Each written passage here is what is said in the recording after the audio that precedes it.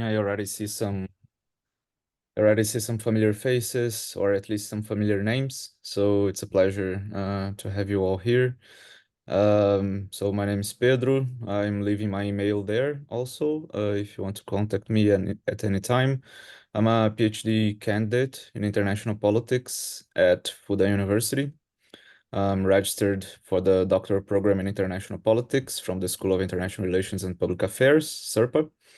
And I'm also a senior fellow at Observa China, which is a think and net tank from Brazil. So now I'm the leadership of a center inside Observa China. We have several nucleus, and I'm leading the nucleus on Brazil-China relations and Lusophony. So analyzing also countries from the Portuguese-speaking world. Besides that, during the second semester of each year, starting last year, I have been teaching at the Federal University of Minas Gerais, UFMG, the course on state politics and development in modern China.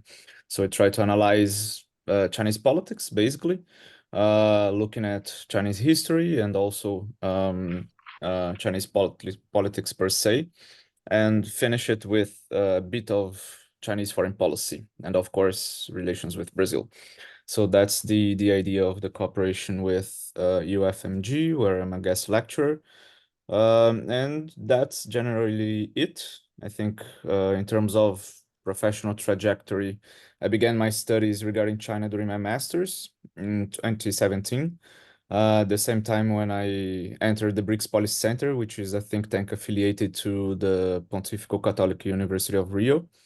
There I began in the first, surprisingly, in 2017, it was the first research on Chinese investments in Latin America and Brazil from the BRICS Policy Center. So I started to do research on it with my also supervisor, co-supervisor from the master's, Professor Maria Helena Rodrigues.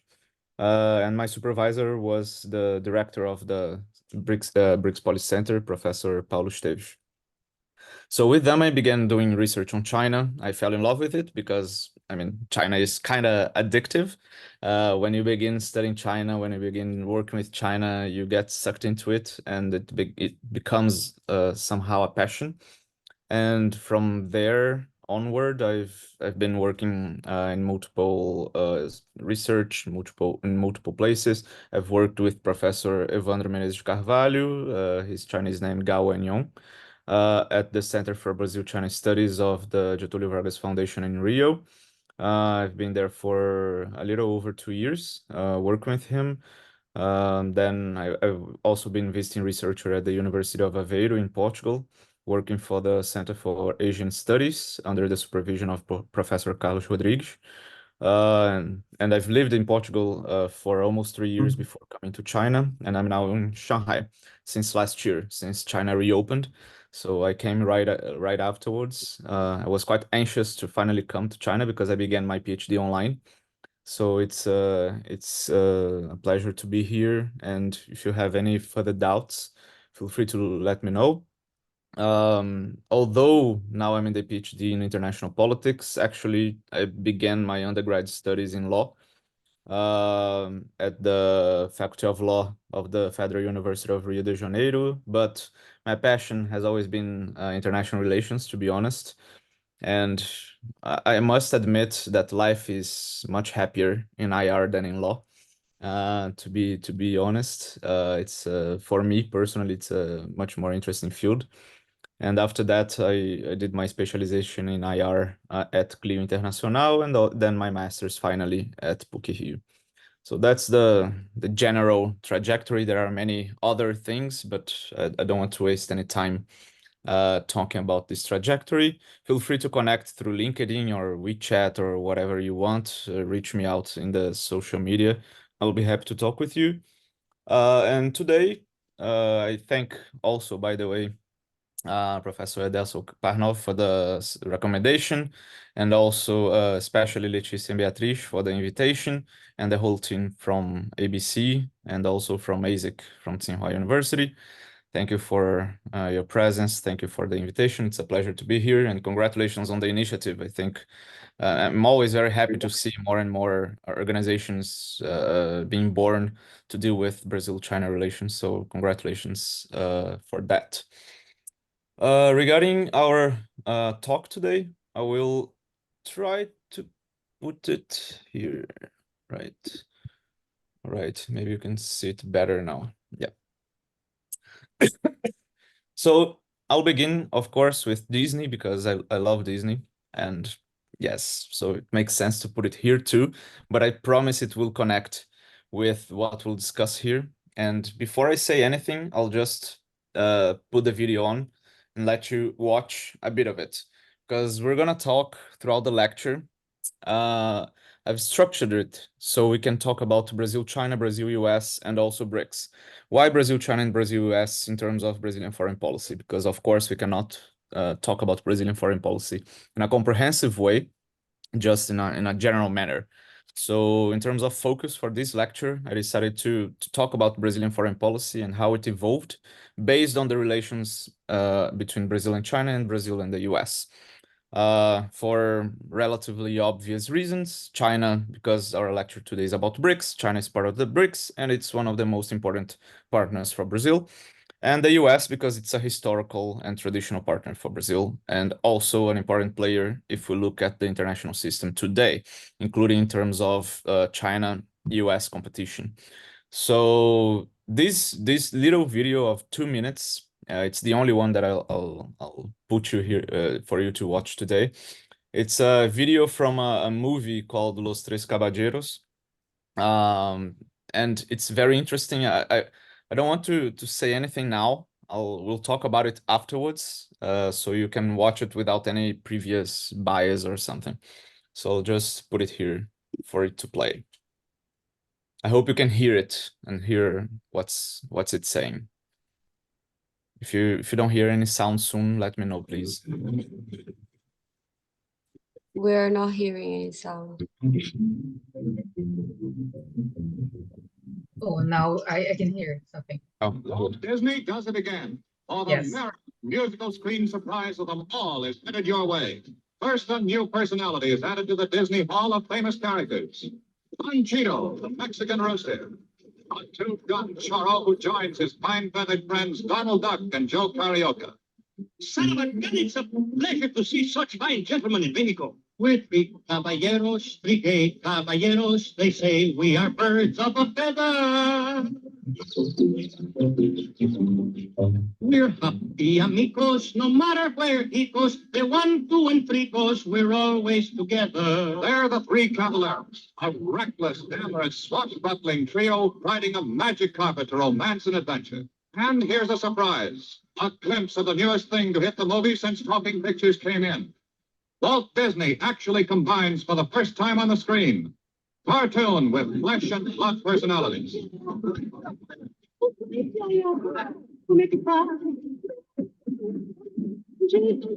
Aurora Miranda, singing and dancing star from Brazil.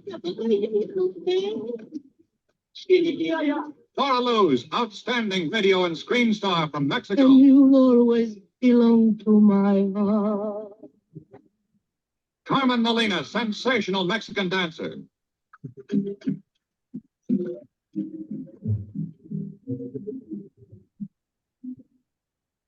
And a whole screen full of Latin American lovelies to set three feathery wolves on a laugh and love spree. Romancing, dancing, singing the 16 happy songs by 3 of Latin America's greatest composers.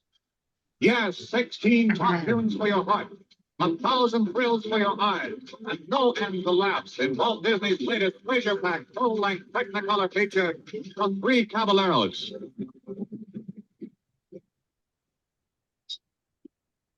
Okay, that's it. So besides the sexy scene that you experienced, the movies from the 1940s, you can clearly check what we call, and I'll try to speak clearly. I've been warned that not everyone is from international relations or in this field, so I'll try to. Sorry for the people from the field, but I'll try to be clear and try to explain a bit of some concepts. So this is what we call soft power, basically, from this moment. So in the United States at this time, the movie was launched in 1945. So soft power is a concept from IR launched by Joseph Nye, and it basically involves the idea that countries can project power and can attract other countries without coercive means, meaning, for example, military and economic power. So they can help to attract and make other countries act as they would like them to act through basically three sources. So culture is the first one, political values, and foreign policy as a whole. So this is a clear example from that time during the time of the launch of the Disney movie. The US was promoting foreign policy called Good Neighborhood Policy. And it became very famous because that's when we say that American culture penetrated Brazil and we began drinking Coke, we began using jeans. It was during this time, during the 30s and the 40s. So this kind of initiative was promoted during that time. You can see a character, Joe Carioca, or Zé Carioca as we know it in Portuguese. He's a character that originated from Rio. And of course, he's full of stereotypes from Rio. It's an American movie, but the point is trying to show how Brazil and the US can be friends. How Donald, a very well-known character from the Disney universe, is friends with Zé Carioca, and of course, the other Mexican bird too.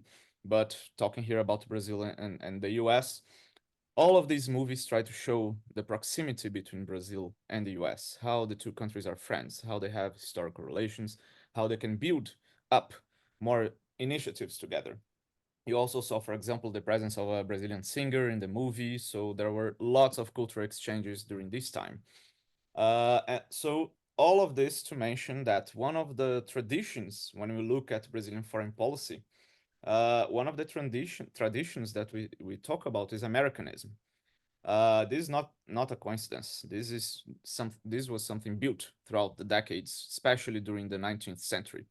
So this Americanist tradition tries to indicate a close dialogue and often a close alignment between Brazil and the United States, based on this understanding that the Brazilian interests, national interests, would be connected with American national interests.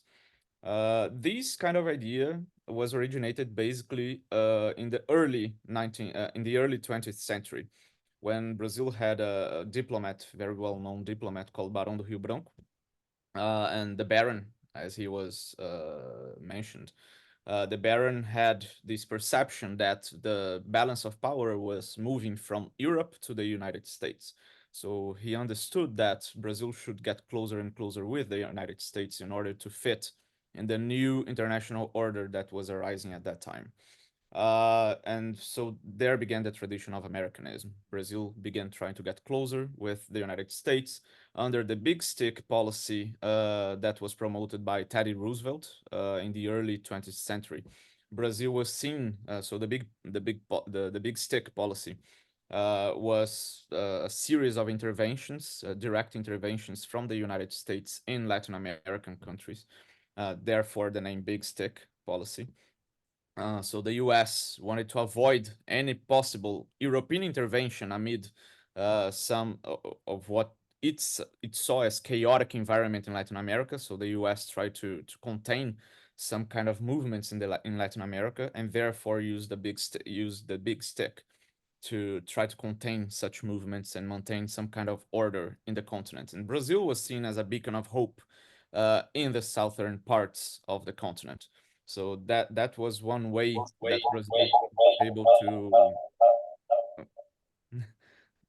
That was one way that Brazil was able to get closer to the United States. The second tradition is universalism, which indicates that Brazil will no longer try to pursue special relations with specific countries, and that instead it would try to diversify its partnerships.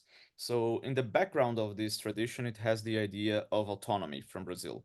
So sometimes this is not only it's not necessarily a historical change.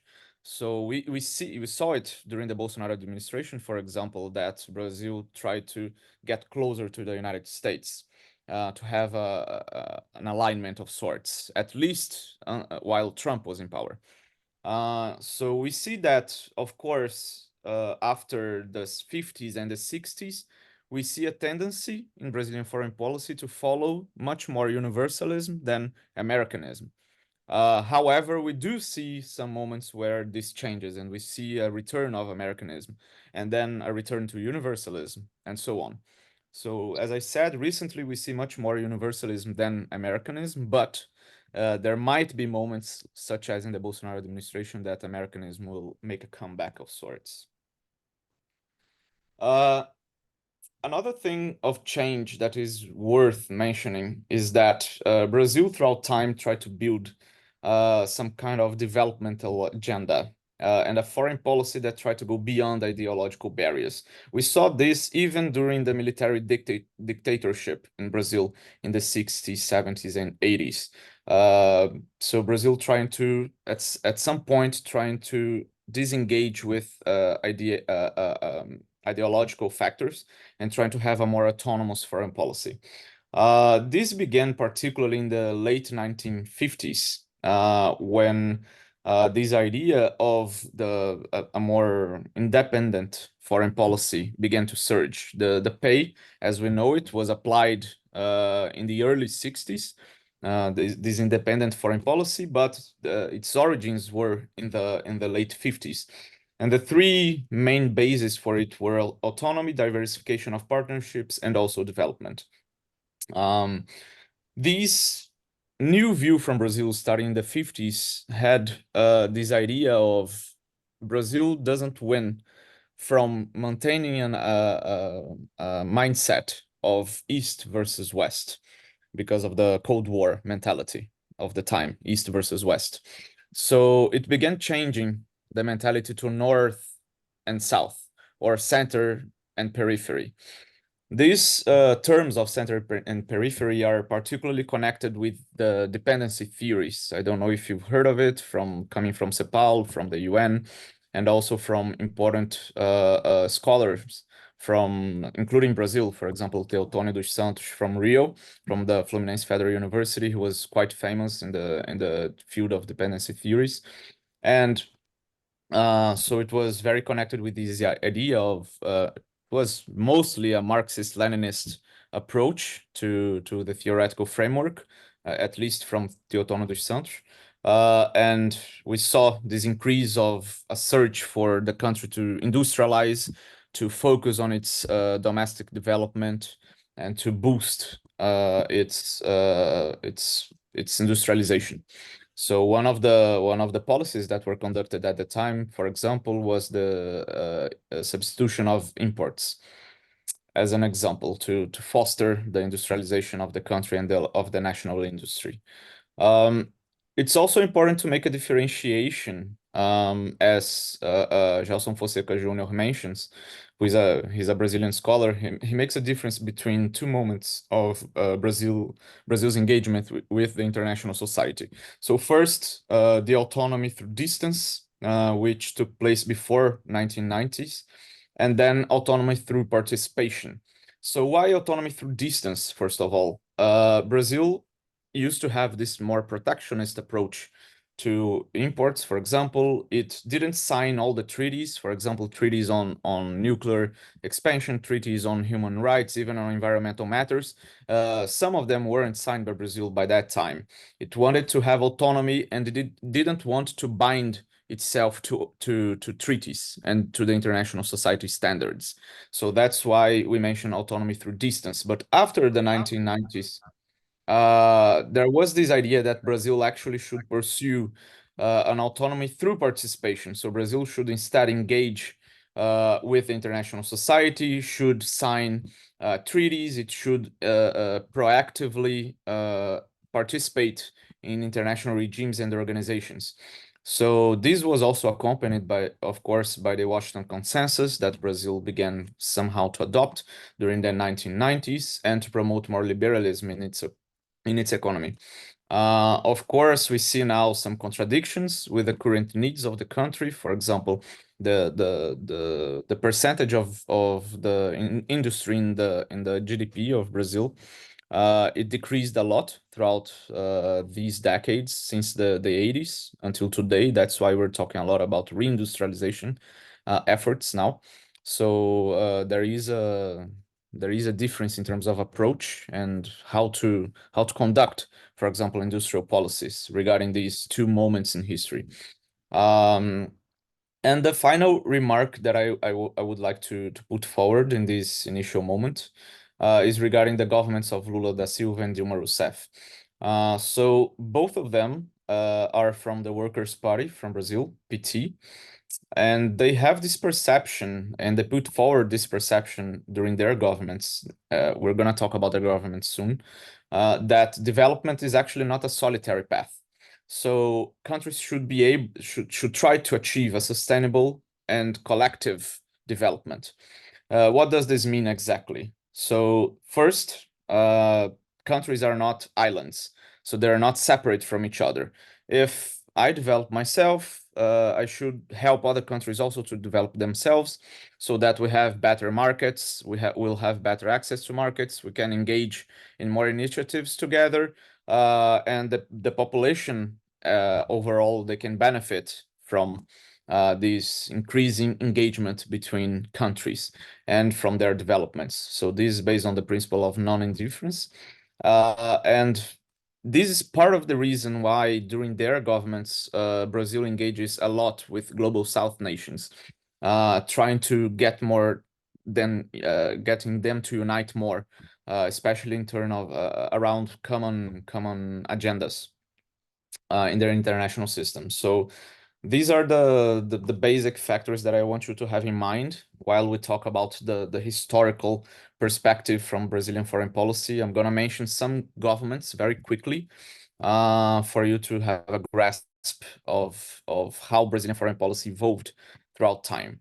Why are we doing this? To talk about BRICS. Well, the lecture is about the Brazilian perspective on the BRICS, right? So we cannot understand the Brazilian perspective on the BRICS if we don't understand Brazilian foreign policy, if we don't have at least some minimal knowledge of how Brazil perceives the international system, of how Brazil engages with other countries, of how Brazil is inserted in their international society. So that's why, of course, it's impossible to talk about everything that is important in terms of Brazilian foreign policy, especially with the limited time that we have here, but I'll try to cover as much as possible to give you an idea of how Brazil sees the international society and how it engages with it. So, as I said, I'm gonna go through this based especially on looking at the Brazil-China and Brazil-US relations. Otherwise, it would be an even more impossible task to talk about Brazilian foreign policy. So starting in 49, Brazil initially does not recognize the People's Republic of China and maintains relations with Taiwan at that time. As I mentioned, one of the reasons for this is because Brazil is highly influenced by the United States by that time. The good neighborhood policies at full speed in the country, and so Brazil basically follows what the US does at this point in time. Afterwards, during the Dutra administration, we see an automatic alignment with the United States. But this automatic alignment, differently from the automatic alignment that took place before, because as I mentioned, Brazil tried to align itself a lot with the US, and this paid off for many years. It was beneficial to Brazil. But during the Dutra administration, maybe for the first time, it was pretty clear that was an alignment without clear benefits for Brazil. During this time, the Cold War had already begun. It was growing ever more. And for the United States, Latin America stopped being an urgency, stopped being a clear priority. So during this time, Brazil did not see any clear benefits in its automatic alignment with the United States. The situation remained more or less the same throughout the next years. Of course, we have some changes. We have some governments that try to have a bit more of autonomy, but the alignment is still present there with the United States.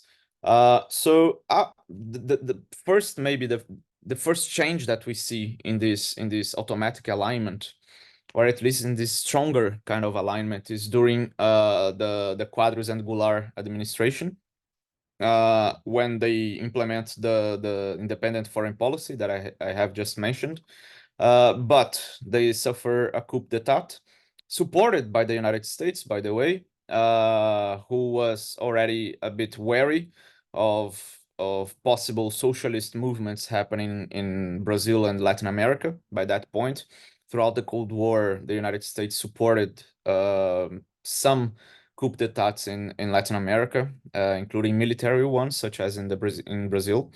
And so we had the removal of Goulart from the presidency in the end, and the implementation of the military dictatorship starting in 1964.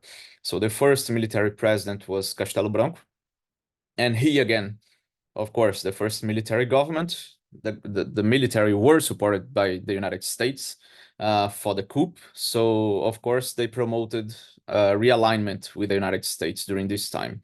So the idea was again to promote an automatic alignment with the United States, which surprisingly did not bring any benefits to Brazil. Starting in the next two administrations from Brazil, from Costa e Silva and from Médici, Brazil began enjoying a period of the economic miracle. So this helped to bring new perspectives for the Brazilian foreign policy. And finally, Brazil again began pursuing some kind of autonomous foreign policy during this period of time. And how was the relationship with China during this time? Well, they didn't have any diplomatic relations during this time. What we did have was the visit of Goulart, then vice president, in 1961 to China. But it was an unofficial visit by that time. And also the first official visit to China, but it was a business mission, came from Horácio Coimbra in 1961, in 1971. So it was the first time that Brazilian delegations began trying to contact the People's Republic of China again after the Communist Revolution. And during the Geisel administration, which followed Médici, Brazilian foreign policy then, I think, it established itself as more pragmatic and began trying to avoid some ideological matters. A result of this is that already in 1974, which was 3 years after the United Nations recognized the People's Republic of China as the official China, and the PRC took its seat, for example, in the United Nations during this time. So 3 years after the UN, but also 5 years before the United States, which already showed a level of moral autonomy from Brazil regarding its connections with the United States, Brazil finally recognized the People's Republic of China and cut ties with Taiwan, promoting instead the diplomatic relationship with the PRC. And the next administration with Figueiredo as the leader was the first one that visited China. So during this time, Brazil was going through its what we call the lost decade. So it explains a bit why also Brazil tried to contact China during this time. Starting in 1978, China with Deng Xiaoping, who followed after the big period with Mao Zedong under the helm of the country. So Deng Xiaoping, starting in 1978, he began to promote the policies of reform and opening up in China. And this led to a huge economic growth in the country. So, for example, between 1978 and the late last decade, in the 2010s, China took almost 1 billion people out of extreme poverty, around 800,000 people from extreme poverty during this time. China experienced economic growth of an average of around 10% per year. And already during this time of the Figueiredo administration, Brazil began looking at China with curiosity. seeing that China was beginning to grow a lot, was capable of promoting economic growth, economic development very fast. And Brazil tried to get closer to China during this period. And Figueiredo then promoted the first Brazilian presidential visit to China. The following administration with Sarney also went to China for an official visit in 1988, which is the same year of the constitution in Brazil, the Republican Constitution, our new constitution after the military dictatorship. And they signed cooperation agreements, amid which they had the CBERS program, which is very famous until today in Brazil. So the China-Brazil Earth Resource Satellites. It's a very famous program that is still active until today. Both Brazil and China have launched, if I'm not mistaken, around 6 satellites up to this date, a fruit of this cooperation that began in the 80s. And it's worth mentioning that this was very uncommon at the time, because neither Brazil nor China were like properly developed as we see development from North countries. So usually by this time, it was common to have North-South cooperation, but not necessarily South-South cooperation. So this was also an important landmark, I think, for South-South cooperation. Of course, we already have a lot of exchanges from Bandung Conference. We had a lot of exchanges from what we call the Third World by that time. But in terms of cooperation in science and technology, in innovation, two countries from the global south trying to build a satellite program to launch to space, it was very uncommon at that time, and it was an important landmark for both countries. And just to show you the difference between what was happening by that time with between Brazil and China and with Brazil-US. In 82, in the early 1980s then, President Reagan from the United States visited Brazil, and Folha de São Paulo, which is an important newspaper, published this piece, because Reagan, in the meeting with Figueiredo at that time, he made a mistake, a huge mistake, calling Brazil Bolivia, and then trying to correct himself, saying that he would visit Bolivia afterwards, but Bolivia wasn't even in the plan for the United States visit in Latin America. And then their assistants afterwards, when they went to publish the speech from Ronald Reagan, they tried to correct the mistake, and then they mentioned Bogota instead of Brasilia. So, I mean, a succession of mistakes that showed that despite the historical relationship between Brazil and the United States, actually few US presidents had come to the region to visit by that time. And there was still a lot of lack of knowledge regarding the region by the Americans by that time. So they made mistakes regarding the countries they would visit. They wouldn't be able to make differentiations. They would make mistakes regarding the capital of these countries. So it is something that from the start, we didn't see, especially considering the historical record of the Brazil, of the Brazilians and the Americans interacting between them. It's something that we didn't see between Brazil and China, this kind of mistakes.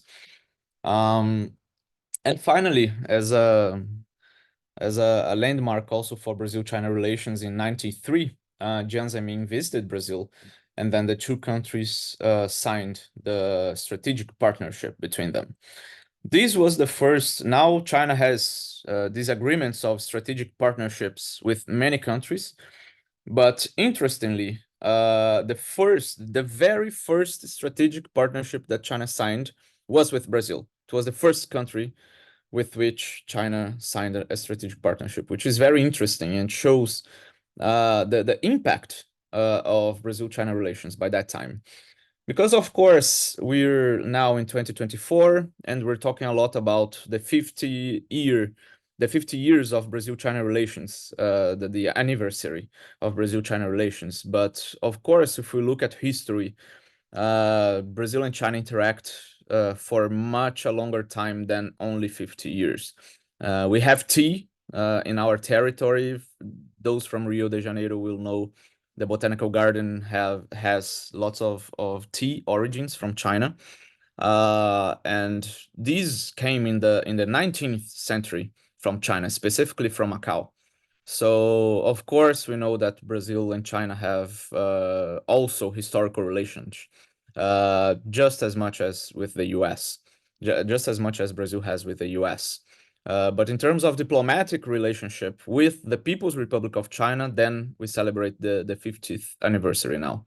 But historically speaking, the relations are of course much longer, and that's why one of the reasons in 1993 there is this signing of the strategic partnership, which I think also celebrates a larger history between the two countries, at least in my view. Following the Sarney administration and also Itamar Franco, who was the one in the pictures with Jiang Zemin, we have the Cardoso administration, and of course, Fernando Henrique Cardoso visits China and declares support for China entrance to the World Trade Organization.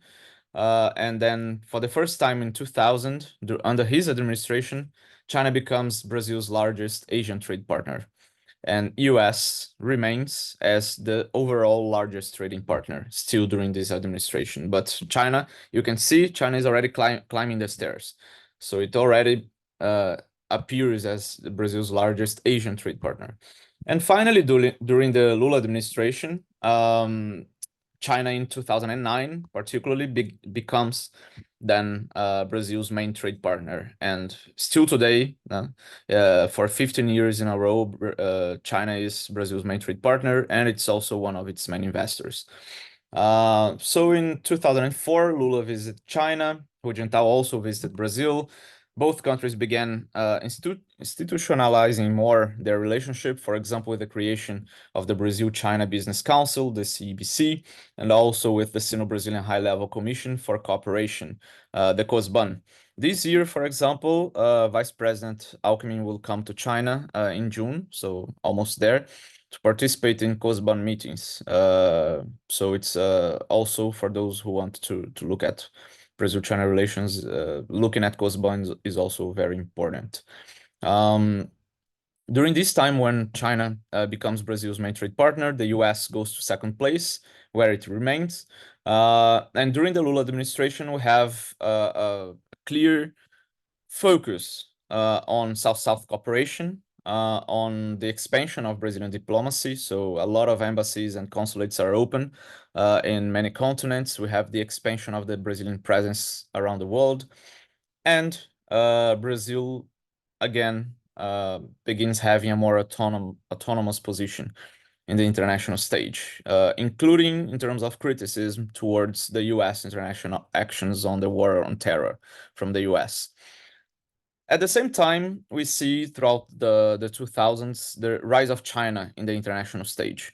So by the late 1990s, we see that there is a policy called Going Global that is promoted by Jiang Zemin and is also continued by Hu Jintao, with the idea of promoting Chinese companies abroad. So that's when we begin seeing a larger presence of China in the international stage in terms of companies.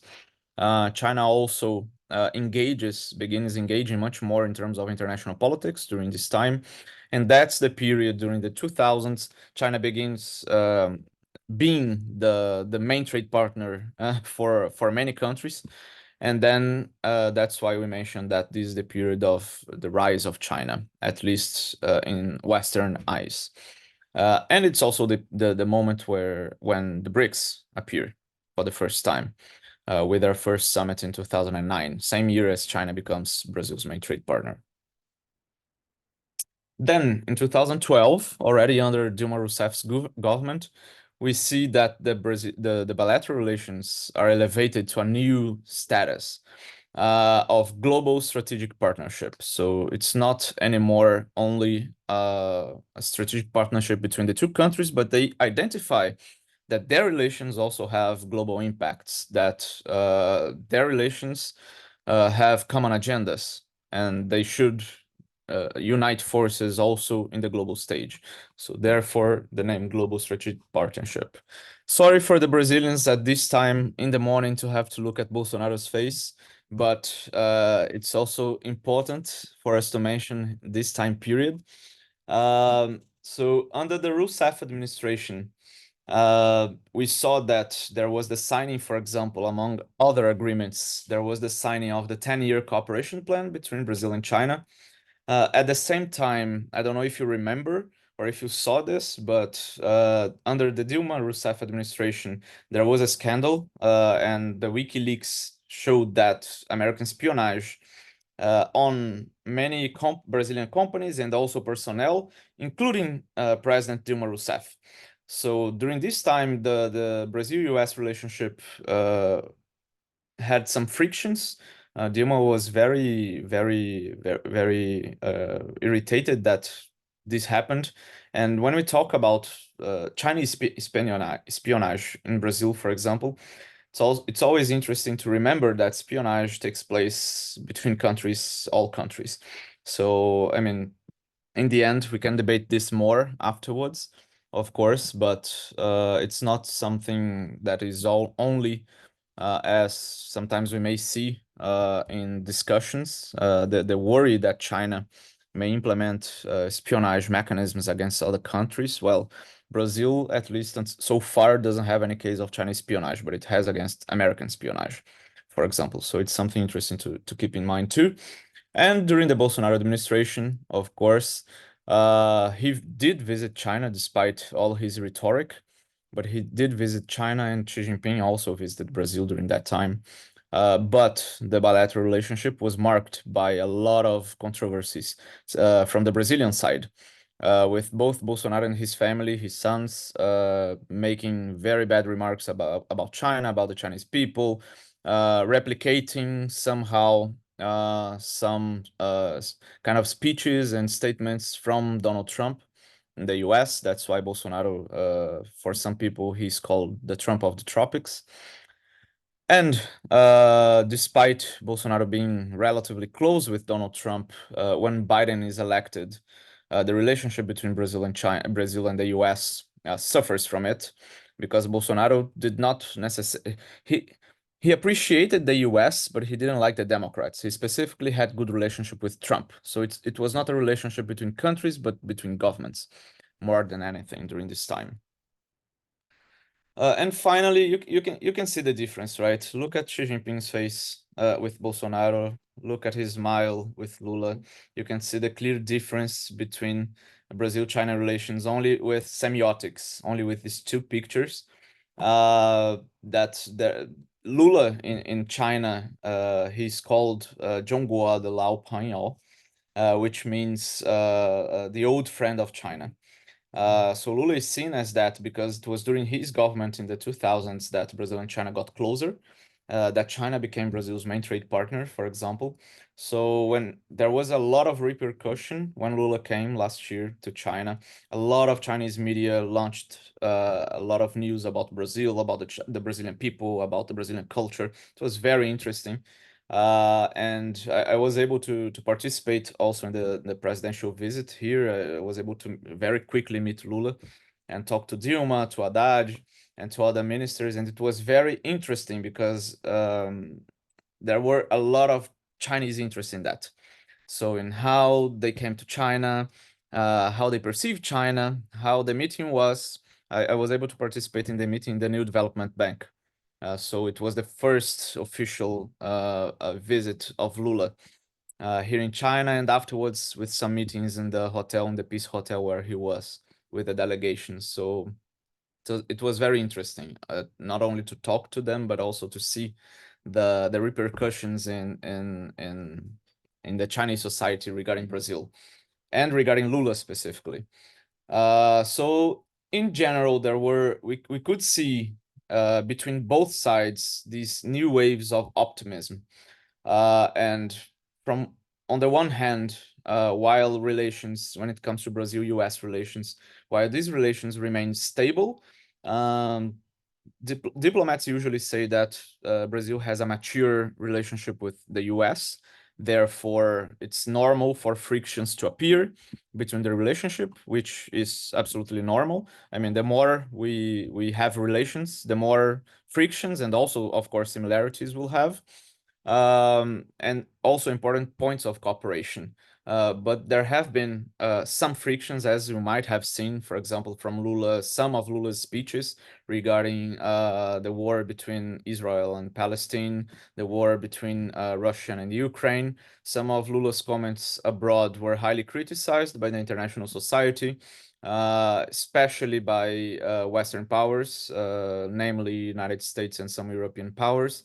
So it's interesting to see that Lula aligns much more now, especially now, with the global South, not necessarily with the in terms of rhetoric and in terms of vision of the world, not necessarily with the U.S. and the European Union.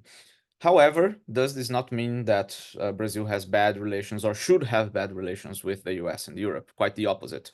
One of the good characteristics of Brazilian foreign policy is that Brazil can relate with a wide number of countries. Remember, one of the traditions from Brazil, universalism. So the idea is that Brazil can have good relations with China, but also with the US, also with Europe, also with African countries, and so on. This is an important point because, of course, we talk a lot about Brazil-China relations, and personally and professionally, I want to see greater relations between Brazil and China, more positive relations between Brazil and China. But every time we say this, it's not in the detriment of Brazil-US or Brazil-Europe relations. Brazil has historical relations with the US. Brazil is situated in the American continent. So this is unescapable. I mean, Brazil will have and should have positive relations with the US and Europe. But at the same time, just like Brazil shouldn't give up its relations with US and Europe because of China, it shouldn't also leave its to have positive relations with China because of the US and Europe. So it's a two-way street. So that's the idea of the diplomatic relations from Brazil, to have good relations with everyone, not necessarily align itself too much with any single country. In the meantime, we see that relations between Brazil and China do soar under Lula, and that both countries now under Lula 3, what we call Lula 3, his third term, they have reached multiple agreements during his visit, over 15 agreements. Also, there were lots and lots of agreements with the business people that came before Lula came. So we see that there are interesting dynamics taking place between Brazil and China. Although we could see more being done for the relationship, in my opinion. So this leads us to our talk about BRICS. And for the BRICS talk, I see that my time for the lecture itself will come to an end soon. I also want to give time for our discussion and for Q&A. But here to talk about BRICS, I will try to go very quickly around it because I want to leave space for questions also. But I think it's important just to pinpoint some certain aspects of the debates around BRICS and the Brazilian perception about it. So the first thing that I would like to mention is that when we talk about BRICS, there are four main things that I see coming up by the debates and by people. First one is somehow a skepticism. So some people come to us and say, oh, the BRICS countries, they have these historical trajectories that are too different. They cannot engage properly. They won't have any similarities. Their histories are too different. Their political systems are diverse. So how will they converge to have common agendas? Well, we have seen that the BRICS countries, despite having a lot of diverse political systems, economic perspectives, and so on, and societies, culture, they do converge in terms of some selective interests and discussions.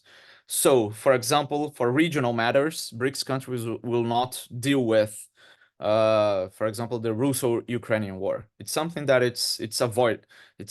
they try to avoid these kind of discussions in the context of BRICS because they understand that regional matters each BRICS country is a regional representative or a regional power, and therefore regional matters are for them to resolve, not for BRICS. So this is, for example, a way to avoid direct conflict in certain situations, and also to let the environment open for them to work on selective topics of the agenda. The second point is the recognition. Despite certain skepticism, we see that there is a lot of recognition from what BRICS has achieved as a platform. The fact that all BRICS nations are part of the G20, for example, which nowadays, especially during this time of increasing tensions around the world, the G20 arguably is one of the most important forums to discuss global governance. And of course, the BRICS countries provide an important contribution to global development and international debates. So a question that a lot of people are making now is, well, given this important task of the BRICS, given this important weight of the BRICS, will a new world emerge more based on Asia and global South countries in general? The third point is the idea of global South. So we saw that throughout time, throughout history, and more recently, we have been seeing more consultation from developing countries, much more than before. Something that started in particular with the conference in Bandung, and that evolved to what we have now, with lots of frameworks being dealt with from the South-South countries, South-South cooperation in terms of international development cooperation. We see that South-South cooperation, for example, is nowadays as important as North-South cooperation from the role of OECD in particular. So we have been seeing a lot of change in the international scenario, with the BRICS playing this increasingly important role to give Global South more voice in the global stage. And of course, in particular, in international forums. So this is clearly seen, for example, because I don't know you, for those in the IR field, when we study international politics, we learn about a lot of acronyms throughout time. For example, 1 year BRICS is the basic, right? But many of these acronyms have not survived the test of time. They end up losing some kind of space, but the BRICS has survived the test of time. And why is that? Well, one of the main reasons is exactly because these countries, the acronym was born out of reports from Goldman Sachs, right? It wasn't, by that time, the BRICS wasn't born out of a political consultation in its origin, but out of this discussion of the importance of the BRICS countries and the reports from the Goldman Sachs that created this acronym to refer to BRICS countries. Out of this, these countries decided to take the lead and promote political consultation. These countries sought to have a diplomatic agenda. So that's the main difference compared to other acronyms that appeared throughout time. So BRICS is not just a grouping anymore. It's also somehow, it's becoming somehow of a more of a symbol of a platform for global South countries to engage with each other. So this brings the question, will the BRICS become a representative of the global South at some point, or is it already? It's something that we can discuss also in the Q&A session. And finally, China, of course, when we talk about the BRICS, it's impossible not to talk about China individually, because there are lots of asymmetries between countries inside the group. And China, of course, appears as the most powerful one, both politically, economically, in terms of size, geographical size, and so on. So there is a worry that China might be able to dominate somehow the overall direction of the BRICS. But in certain ways, if we think about the position the group takes in certain discussions, can we effectively see that there is a change in common positionings from the group, even though China has a much larger presence, political and economic presence in the group, or not? Or some changes in the BRICS and its evolution is more connected with changes in governments domestically than with China leading the group as it wants. So this is another important aspect for us to think of, because we saw that, for example, under the Bolsonaro administration, we saw that the BRICS lost a lot of importance for Brazil. So Brazil stopped engaging in international society as a whole. It became a pariah of sorts in the global stage, and of course the BRICS suffered from it. At least the Brazilian presence in the BRICS suffered from it. And during this time, also South Africa was going through a lot of hurdles in its domestic politics. We saw also some issues regarding China and India relations during this time. Russia went to the Russian-Ukrainian war and also suffered a lot of sanctions from Western countries. So we see that individually these countries were going through some hurdles. So is it, generally speaking, an issue of the Chinese presence in the group, that we see the group from time to time take a back seat, then it comes again as a more important more important grouping, or is it domestic issues that bring this differential positioning from the group depending on the time we talk about it? So it's something for us to think of. In terms of evolution, we see, I won't lose a lot of time here. In terms of the evolution of the agenda, we see that the BRICS expanded a lot its agenda throughout time. So it began basically with security, agriculture, some cultural aspects, and also interestingly, sister cities agreements in the beginning of the BRICS, but it evolved to deal with science, technology, and innovation. It evolved to deal with explicit references to the need of reform of the United Nations, specifically its Security Council. It deals with renewable energy, with sustainable development, with the combat against hunger and poverty, with health issues, which were definitely an important aspect of it during the COVID-19 pandemic. We see that the BRICS also, since 2013, by the way, although we talk more of it now about this potential role that the BRICS might have or even might be pursuing to represent the global South. Actually, these mentions in the declarations began to appear in 2013. The BRICS showing some worries regarding the development of global South nations, regarding their situation domestically, internationally. So already there were hints that the BRICS, by that time, that the BRICS wanted to help and to contribute to the global South development. Not coincidentally, the first time we talked about BRICS Plus, as it happened last year, was in 2015.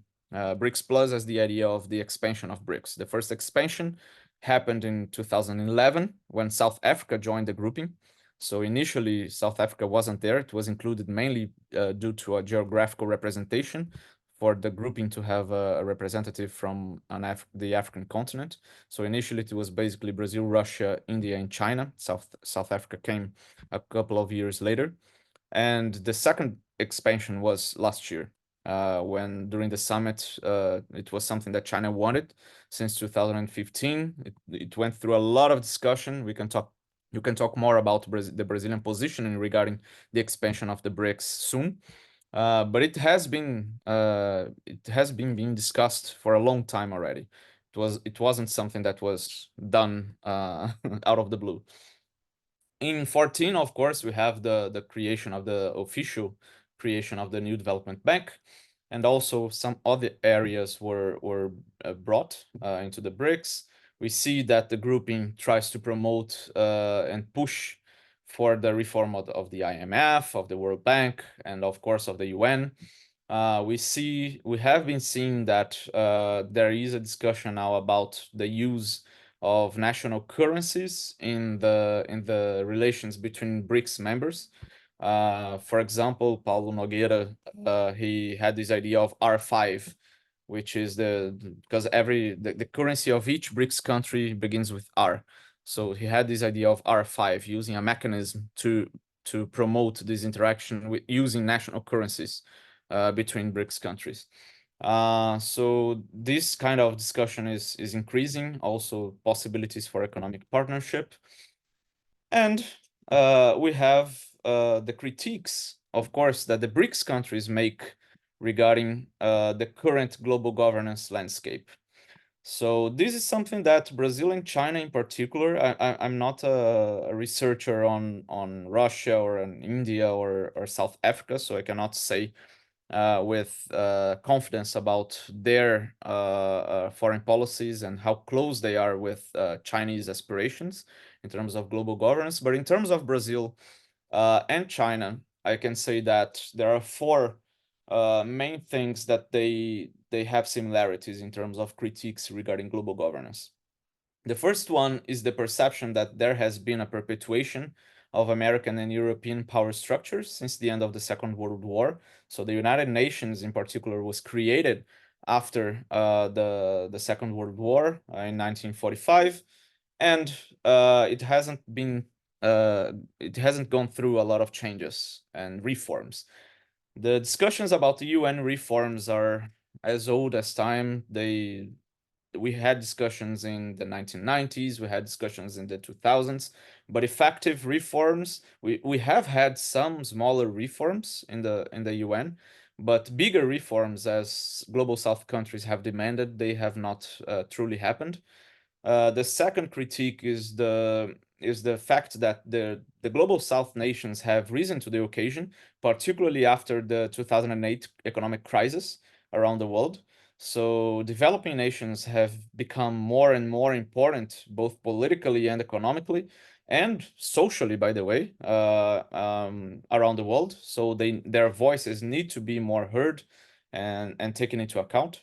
The third critique that they make is that some Western countries criticize the BRICS and some Southern institutions as being anti-Western, right? And they actually counter this narrative, saying that these new institutions do not necessarily seek to counter the established ones. Well, every BRICS countries continue to participate perfectly well in all the established institutions. But these new institutions instead would seek to complement the established institutions, to fill the gaps where Global South nations feel that these gaps should be filled, and that the established institutions, the traditional institutions, cannot give proper responses to Global South nations. And they also criticize the fact that this Global North has not been capable of providing a good response to the Global South demands in the international society, especially regarding the demands for reform. And finally, a fourth component that I could say that is a common critique on global governance from the BRICS countries, especially Brazil and China, is the existence of hypocrisy. So basically, it's this idea that Western countries do not walk the talk. So they do not follow in practice what they preach in the international society. So, for example, when we have the US saying that countries should follow international law and should follow rules and regulations, but then it invades other countries without consulting with the United Nations Security Council, or when they in their talk they promote more liberal talks, they advocate for less protectionism, but then domestically they provide more protectionism. So this is the idea of the hypocrisy, that actually countries do not walk the talk. When a conflict arises, we have, of course, many conflicts around the world. Some countries affect the emotions of these Western countries more than others, which is another aspect of the hypocrisy that these countries mention. And well, we have a lot of I'm coming to an end here, just to mention some quick aspects of Lula 3 and his government and the BRICS perspective on on the reform of global governance. So, for example, in 2022, Brazil again was a non-permanent member of the Security Council of the United Nations, and Brazilian ambassador at the UN stated that the UN reform would be one of the country's priorities again. And it's worth mentioning that the reform of the UN, in particular the UN Security Council, is a historical pursuit from Brazil.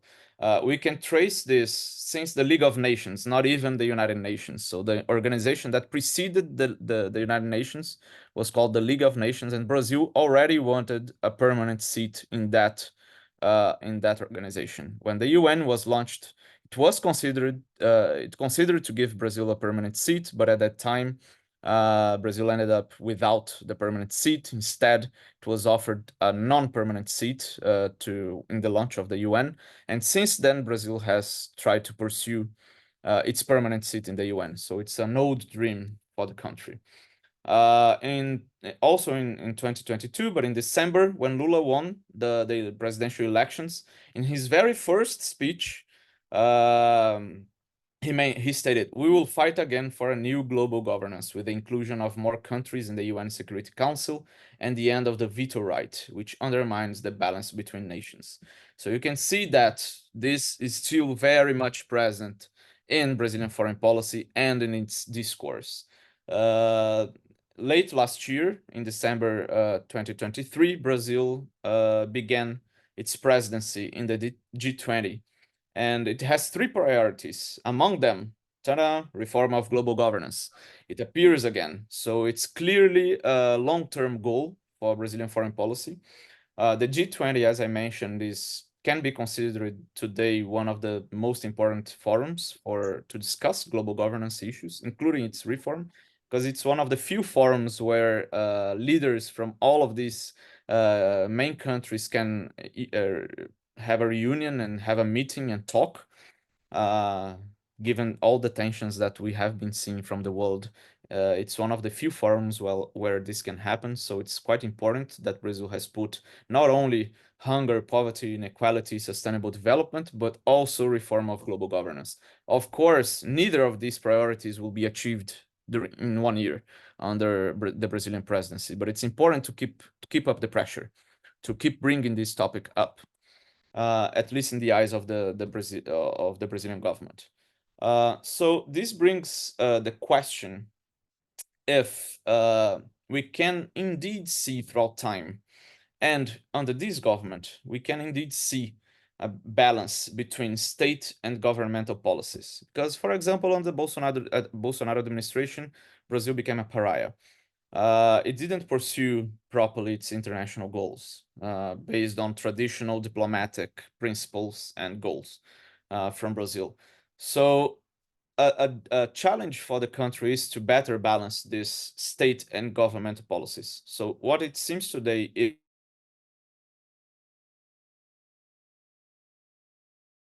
is, depending on the government that is there, for example, presidential diplomacy, besides the official diplomacy from Itamaraty, which is the diplomatic body from Brazil.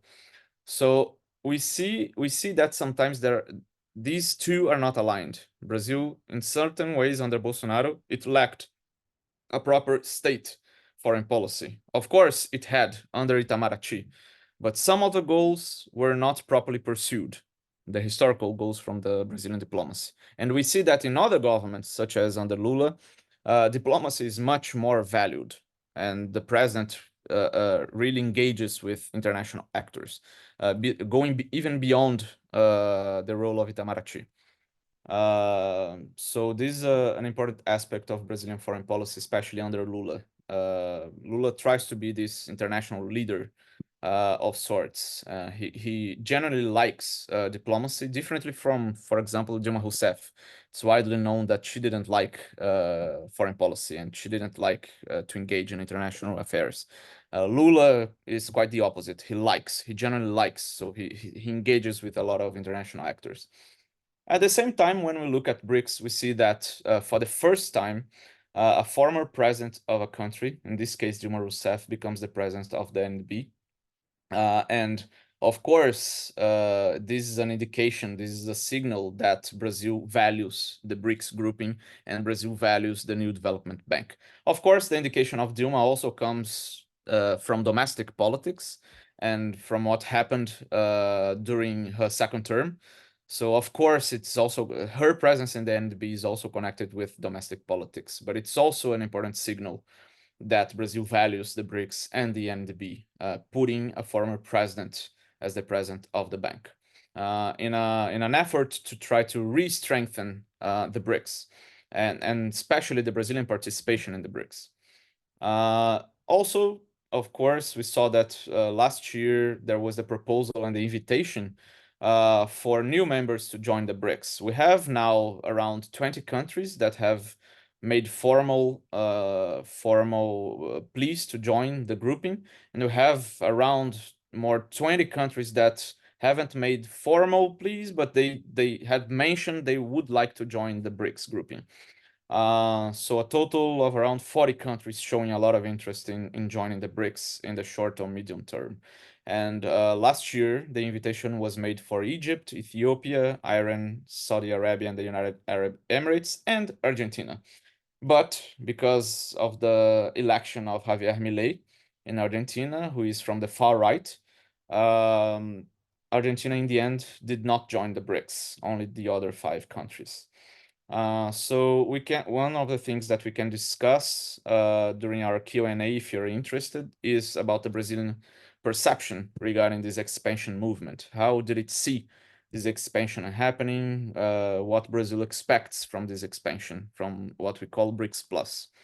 And finally, my last slide, we see that the BRICS Plus now, with the new countries, it represents approximately 27% of the world's GDP and 47% of the world's population. So it's, as you can see, it can be an important representative of the global South.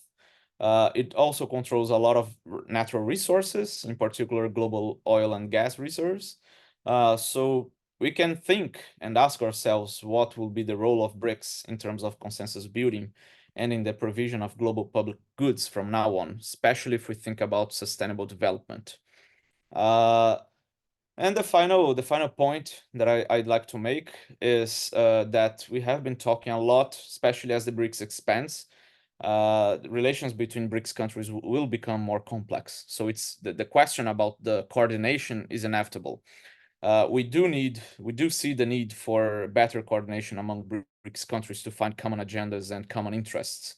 Of course, it works as an informal grouping, but as the BRICS expands and as more countries have interest in joining the BRICS, we should see more discussion about the issue that the lack of a constitutive treaty or a secretariat brings to the coordination of the BRICS. So will we go towards an institutionalization of the BRICS, as, for example, Professor Evandro Menezes Carvalho advocates for? Will the BRICS coordination be more tested in light of the systemic changes in the next year, especially when we look at national versus collective agendas? Because when we see the BRICS expanding, we should think of how this coordination will be made. As more countries join the group, it becomes more difficult to find consensus, right? And it becomes also more difficult to align national interests with the collective efforts of these countries in the international landscape. So it's going to be interesting to see how this will work. And here it's just some conclusions from the discussion that we had.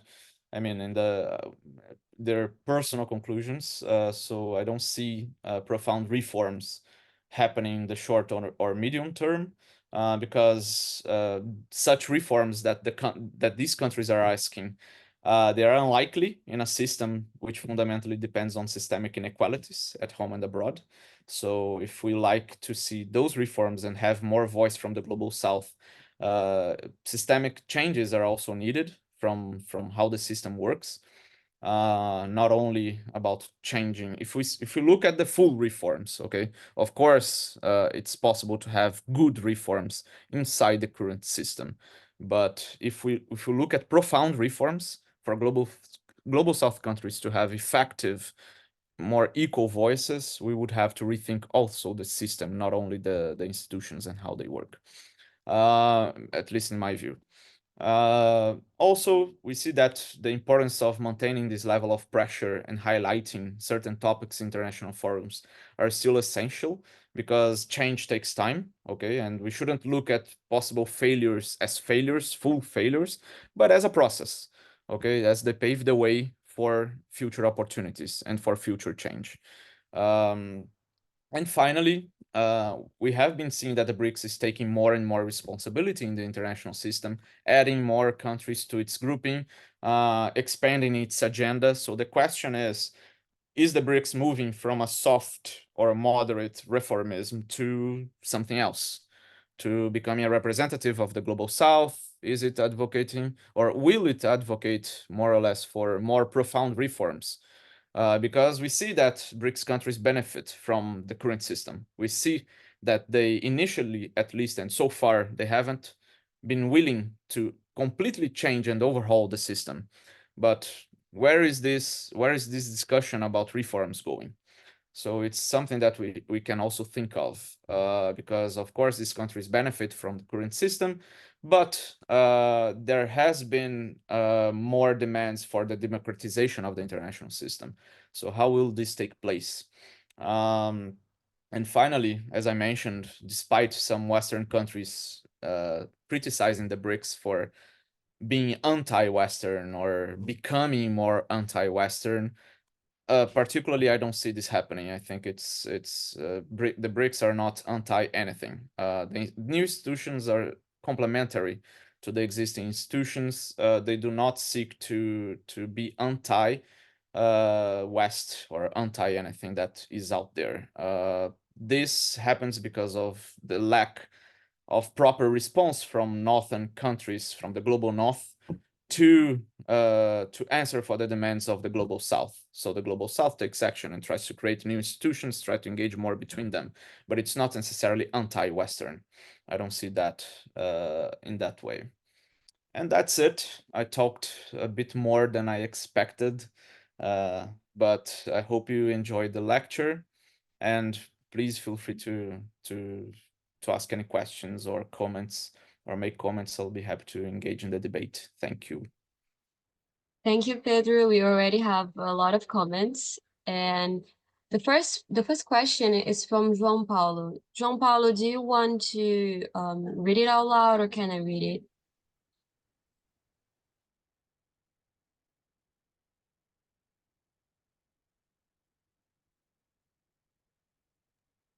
Okay, so since João Paulo didn't answer, I can read it. Just a second, let me find it again, the question.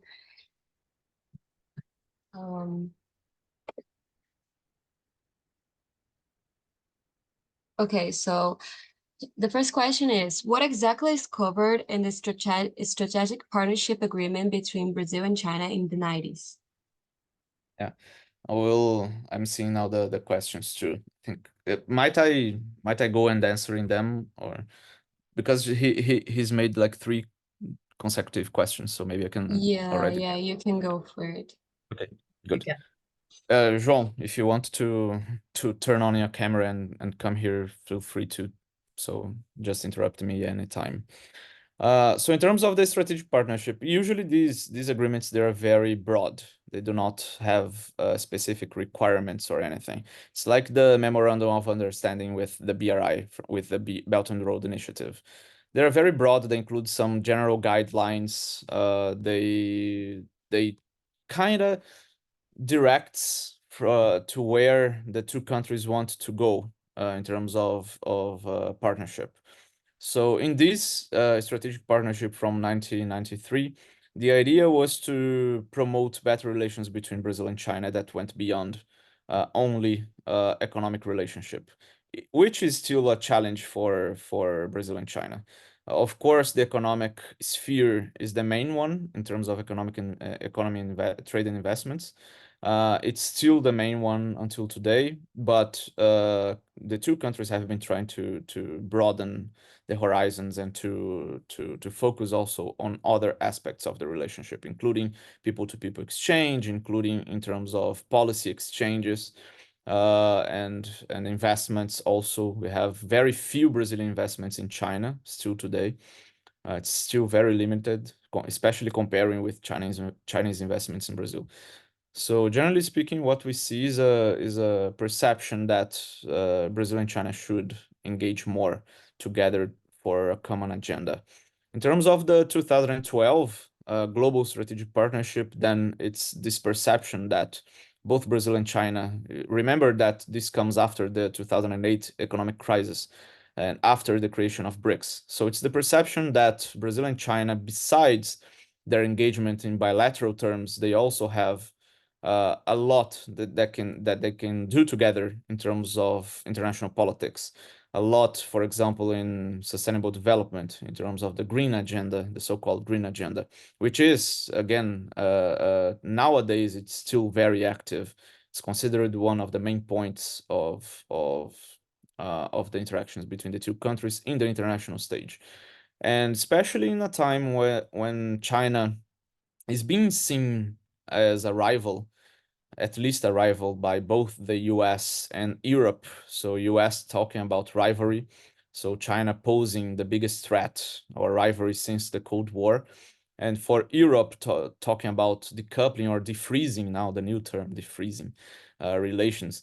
So Brazil can play an important role in terms of international politics because it has a good reputation in the international landscape. So it can also be somehow a middle field player in terms of helping the dialogue between Western powers and China. I think Brazil can have this kind of attitude and can have this contribution in terms of international politics. Regarding the second question, the perspectives of a new expansion of BRICS. Yes, I think I've already touched upon that a bit. Regarding Argentina, for example, we saw that that's something that I didn't have the time to talk about in the presentation. But regarding the expansion and the role of Argentina in the Brazilian perspective, and the Brazilian perspective in terms of the expansion as a whole, Brazil was a bit wary of the expansion in the initial stages, I would say, because when China launched the idea of expanding the BRICS in 2015, Brazil was a bit wary. It didn't want to expand the BRICS. It was afraid of losing a bit of its power inside the BRICS, a bit of space if other countries joined. But then Argentina was clearly wanting to come to the BRICS, for example. And Brazil and Argentina have historical and very important relations. So Brazil saw itself in a difficult situation. I mean, if it decided to bar Argentina from joining the BRICS, it would negatively impact its relationship with Argentina. It would be highly complicated. The two countries have a lot of close relations, especially since the late 1980s. So it would look really bad for Brazil to block Argentina from joining the BRICS. At the same time, Brazil began seeing an opportunity. Having Argentina, especially with Brazil's blessing in the BRICS, would also bring an important and strategic partner to the grouping, especially because Brazil began seeing the expansion as inevitable after a certain point. So Argentina could help to bring a better balance to the region, to the South American region. So the perceptions began to change after a while regarding the Argentinian presence in the BRICS. Of course, there were still lots of worries regarding the entrance of Argentina, and especially one thing that Brazil advocates for regarding the expansion is we're not necessarily against the expansion, but we should make better and more transparent criteria of which countries will enter the BRICS and how. So that's a discussion that I think is happening now, and that happened already last year. How are we accepting countries to join the BRICS? Which countries will join? Why? How? So creating the criteria so that the grouping cannot be criticized so much about which countries enter and which countries do not enter. So that's the general perception or perspective from Brazil regarding the expansion of BRICS. Whether BRICS will become the international representative of the global South. Yeah, I think I've already touched upon this a bit, but I know I touched only in the end of the presentation. I see you're making the questions before, so no worries. But I think that's a natural trajectory from the BRICS, and I think the BRICS has been showing this interest of representing somehow the interests of the global South as I said, since 2013, when it began mentioning worry about the developmental state of other countries already in 2013. So I think it's a somehow natural step, but I don't see the BRICS becoming the representative of the global South, at least for now. I don't think it has the capacity, the structure, the institutionalized mechanism to become a representative of the global South, especially because the global South is way too broad. It's got way too many countries with way too many interests. So I think what we can see is the convergence of certain interests and certain areas as in the BRICS, and with the BRICS advocating for the global South in these areas, in these interests, not as a whole. I don't see the BRICS representing the global South. I see the BRICS having strength because, of course, when global South countries unite, they have more strength against established great powers. So I see this role of the BRICS as a force to push for certain agendas, not to represent fully the global South. I mean, if we look at regions, it's already very difficult. If I say to an Argentinian, "Oh, Brazil will represent South America," the Argentina will go crazy. So it's when we look at regional aspects of it, it's already very difficult, much more when we look at the whole international system and the whole global South countries, saying that one grouping will represent the interests of all. I don't see this happening as a whole, only in certain areas.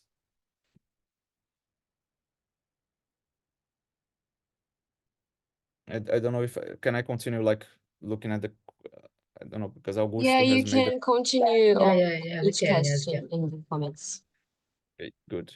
Augusto, I don't know if you want to come and say something, or I just go through your question. How do you prefer to proceed? Hi, Pedro.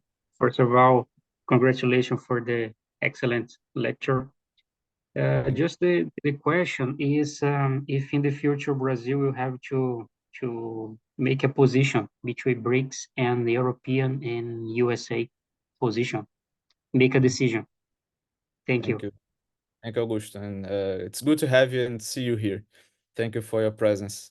Well, this is a difficult question. Trying to be very objective on it, because I don't see this future happening still.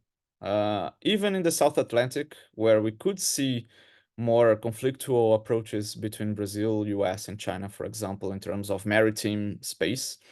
For example, we see that the US still does not have this conflictual position regarding China.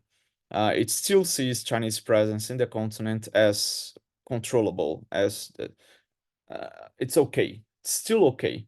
So for now, I think there is a lot of criticism, and of course, there is some level of worry about how Brazil will act in terms of BRICS. But and although I advocate a lot for Brazil-China relations, and I study in China and all, but looking at the matter very objectively, I don't think Brazil will have to choose or to make a decision, or at least I hope we don't come to this point in the future. But if we do come to this point in the future, I mean, there is no other way. Brazil has to choose between the US and China. Well, in my view, Brazil will choose the US. For me, that is very clear. We're in the same continent. The US is a superpower, and China is on the other side of the world. So if it comes to that, to the ultimate decision between China and the US, I don't see how Brazil could choose China. So I mean, it's not even a matter of if. There is no how. There is no world where Brazil could go against in a all-out war if it comes to that, which is the scenario, the only scenario that I see that Brazil has to make such a dialectical choice, an all-out war or almost a huge war. Brazil will have to choose the US, whether it likes it or not, whether it goes against or aligned with the interests or not. And of course, if Brazil has to cut ties with China and aligns with the US, it will lose a lot. It will negatively affect its interests. So it's definitely not an option in the minds of Brazilian diplomats. But if it comes to that, it's about survival in the end. It's war. And we would not be able, as the country that we are, to even if we were a great power, still I don't think it would be neither wise nor possible to go against the US. So except from this situation, considering we're in the same continent, I mean, you know, so it's also a geopolitical consideration. It's not it's different. For example, it's the same with China and Russia. I mean, we look at their partnership. They can go to war, yes, of course, but it will be devastating, for example. So since they're neighbors, so it's highly complicated when we're in the same continent. But I don't see this future coming. At least, of course, we always base ourselves in what we have now. Of course, anything can happen in the next year, in the next 5 years. For now, I don't see this future happening and Brazil having to choose. And I don't think Brazil wants to choose and doesn't want to think of this kind of scenario, to be honest. Of course, we have to be prepared for everything, but I don't see this happening for now. So for now, it's gonna be a more neutral position. Of course, rhetorically, and in terms of insertion in the world, Brazil aligns a lot more nowadays with global South discourse and practice than with great powers because of its development status, because of its interest in science and innovation, because of its positive relations with China. So it's, but I see the situation as this one now. I think Brazil will be able to continue having good relations with China, and not only continue to have good relations with China, but I think there are lots of space to deepen relations with China, and I see that as a positive thing. I think Brazil should make the effort to deepen relations with China. And I don't think this needs to affect Brazil-US or Brazil-Europe relations.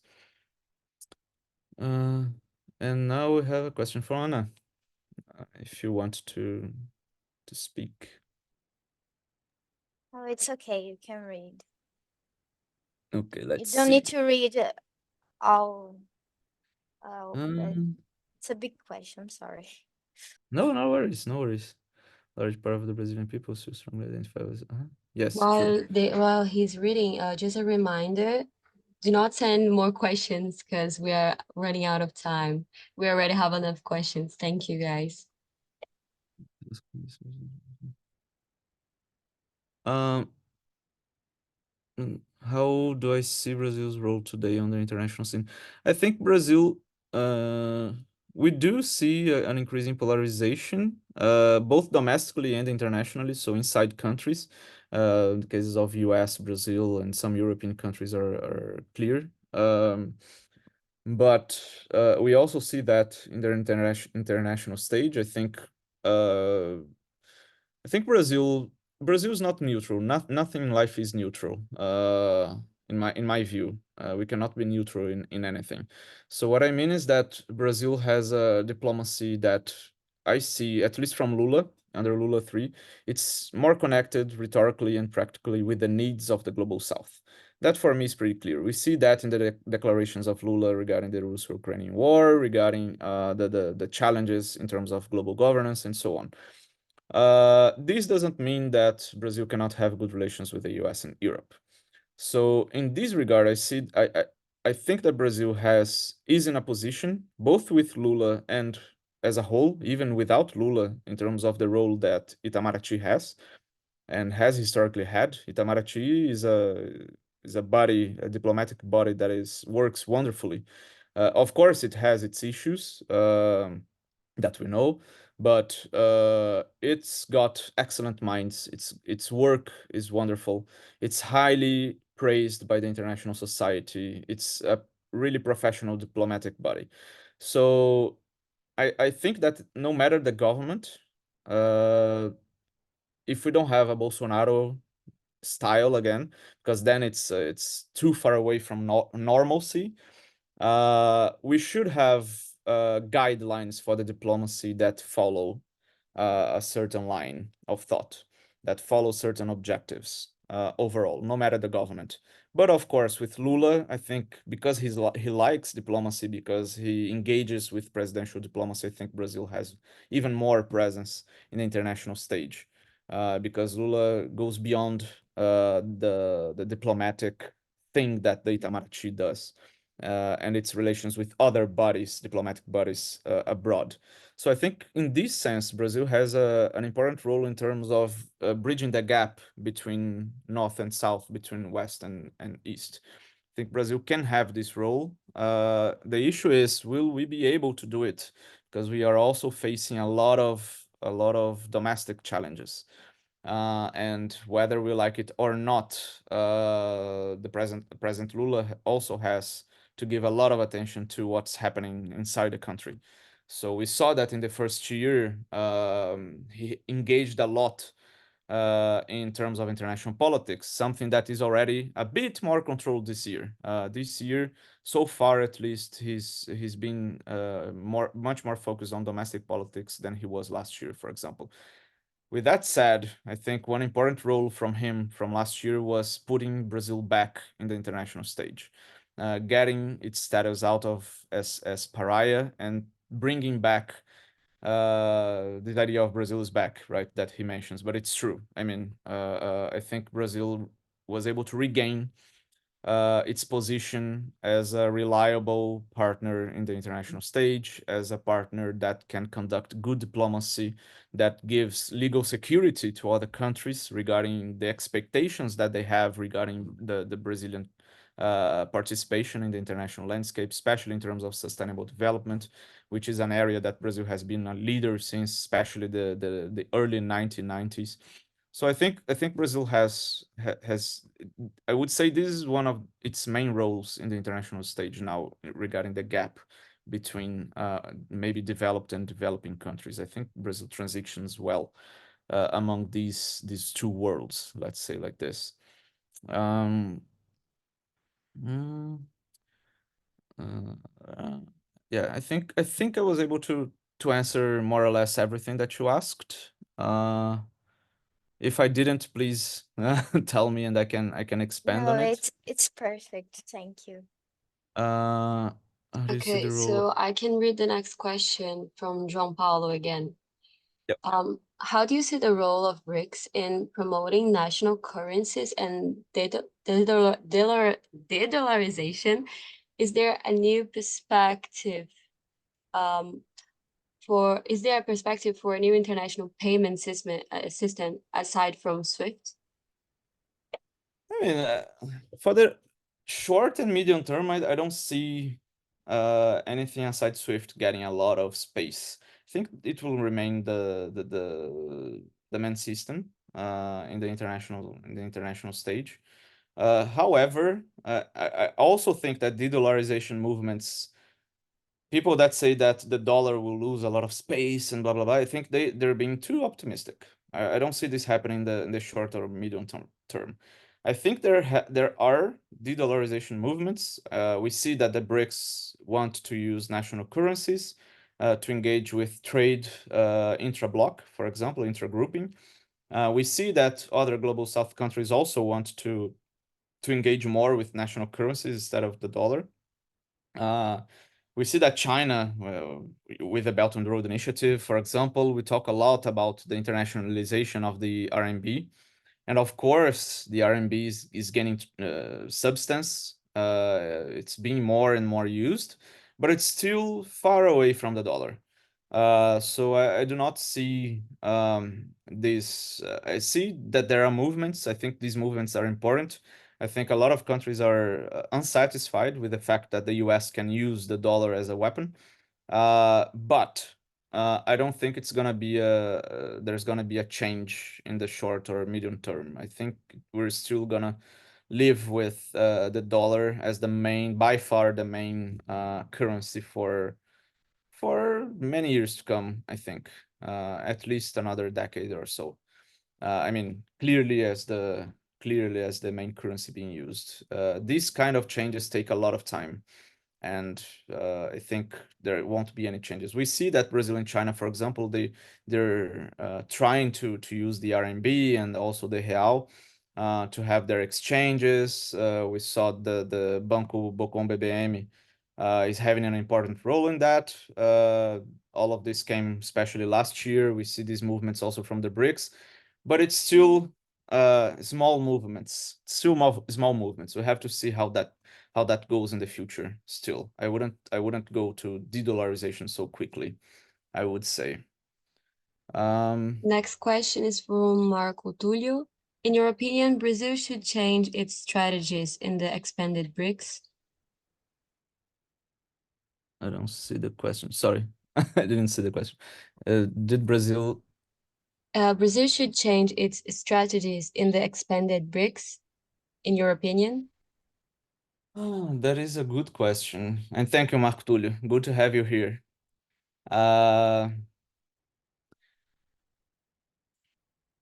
I think the Brazilian strategy has already been changed in a way in terms of the expansion of the BRICS. So Brazil is having to adapt, in my view, to the waves of change in terms of the BRICS platform. So I think Brazil has a worry that the BRICS is, because although the BRICS is not becoming an anti-Western grouping, sometimes or many times this doesn't matter at all. The fact is that it's being perceived as becoming an anti-Western grouping. So this is what will matter in the end, in the future, in my view. It won't matter if the BRICS is or is not an anti-Western. It will matter how countries will perceive it. It's a similar thing with China. The perceptions about China have been becoming more negative, and then also the actions against China become more negative. Countries are more wary, and we see the consequences. So I think it will depend on how these perspectives will evolve. I think Brazil will have to treat in a careful way regarding the BRICS, and I think in this regard, although I think President Lula has been doing an amazing job in terms of the diplomatic efforts that he's been putting in the international landscape, I think some of his speeches, it doesn't matter if we agree with them or if we don't agree with them, it's not about that. But some of his speeches may inflammate the scenario, not only regarding the BRICS, also regarding the Brazilian participation in it, and how Brazilian is engaging with BRICS countries. I think after some of his statements, there was a lot of criticism coming from the US and Europe.